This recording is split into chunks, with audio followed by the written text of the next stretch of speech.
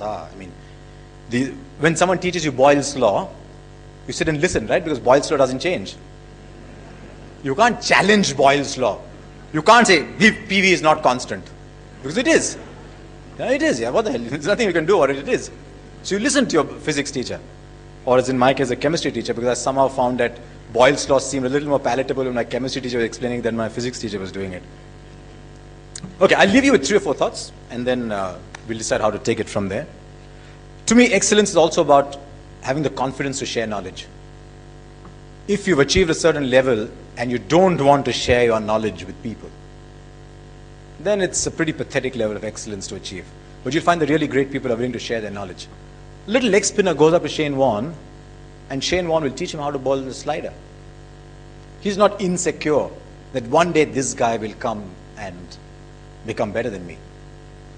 One of the people I admire the most, he's a bit of an oddball, but he makes great advertising films. His name is Prahlad Kakkad. He makes great, very, very nice advertising films. His office is open to anybody who wants to come and learn ad filmmaking.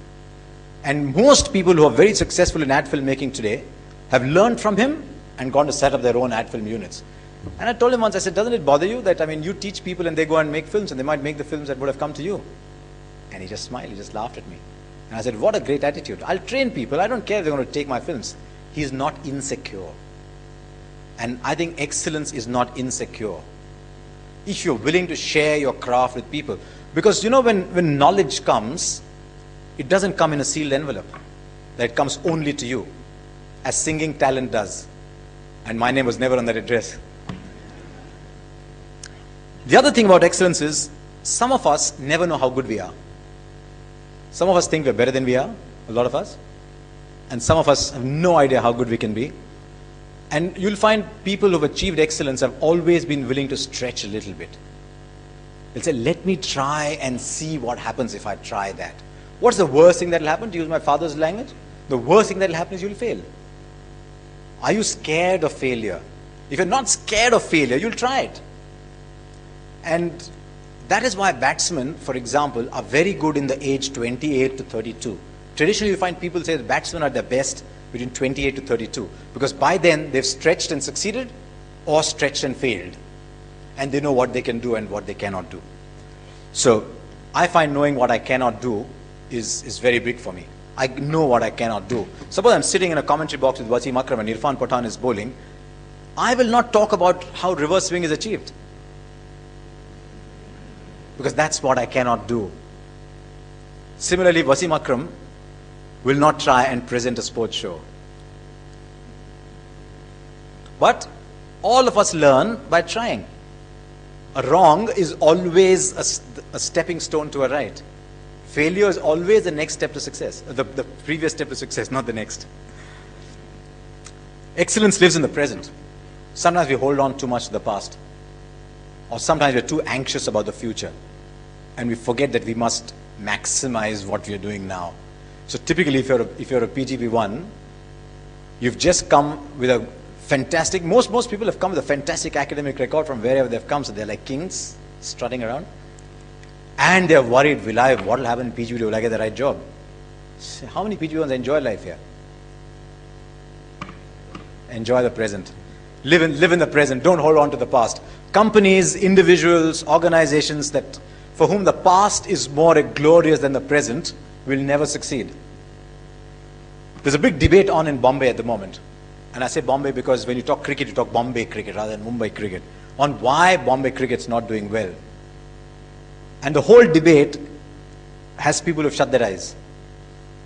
The reason Bombay is not doing well today is because they're living in the past. They talk about the glorious tradition of Bombay. But Subhash Gupta and Vijay Manjrekar and Pauli Umbrigar and Sunil Gavaskar and Dilip Vengsarkar are not going to come and play for Bombay anymore. IIMA could have fallen into that trap. IIMA could have said, wow, we were a great institute in the 70s, we were path breakers, we were pioneers. Why is IIMA still the #1 institute? Because IIMA doesn't live in the past.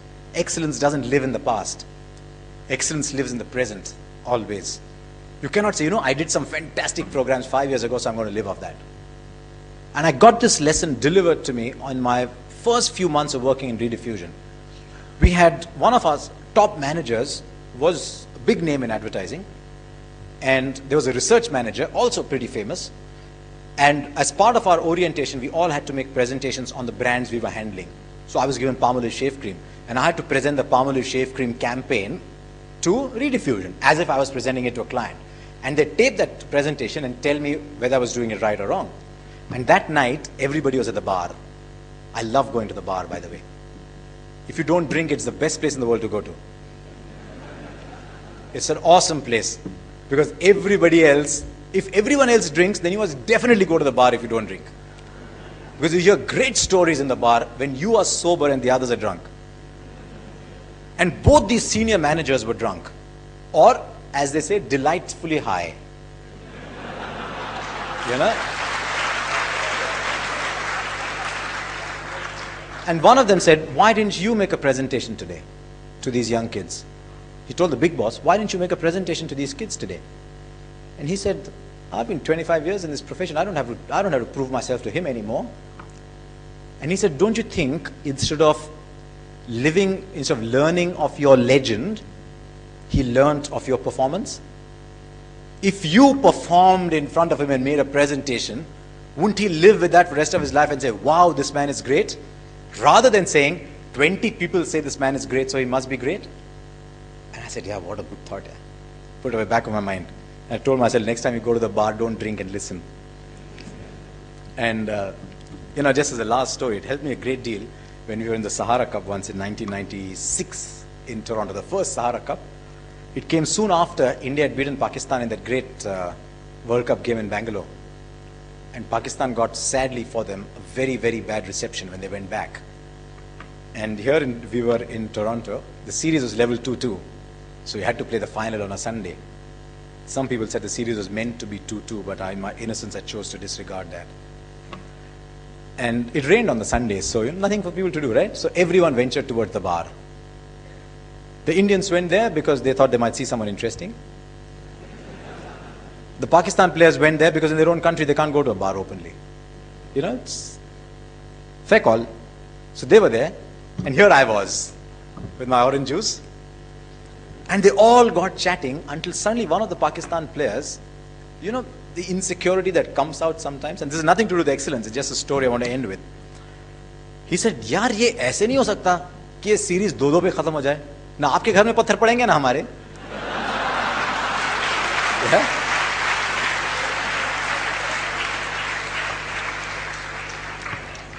I just leave you with 4 lines. I know there's going to be a few questions. I hope I have no problem with time. You've waited longer than I have, so you might have a problem with time. I don't. I'll just leave you with 4 lines that my father, who was a great lover of Urdu poetry, told me once. He'd put 2 chairs outside. We lived in Hyderabad, not in Bombay, so you could put 2 chairs outside without being in someone else's house. Yeah? Or, sadly these days, without being in a flood. And he talked to me about various things in life, And unlike my son, who sort of after 10 minutes starts fidgeting, it wasn't done in those days to fidget in front of your dad, yeah. And he told me these 4 great lines. And many years later, there was this Pakistani group called Junoon.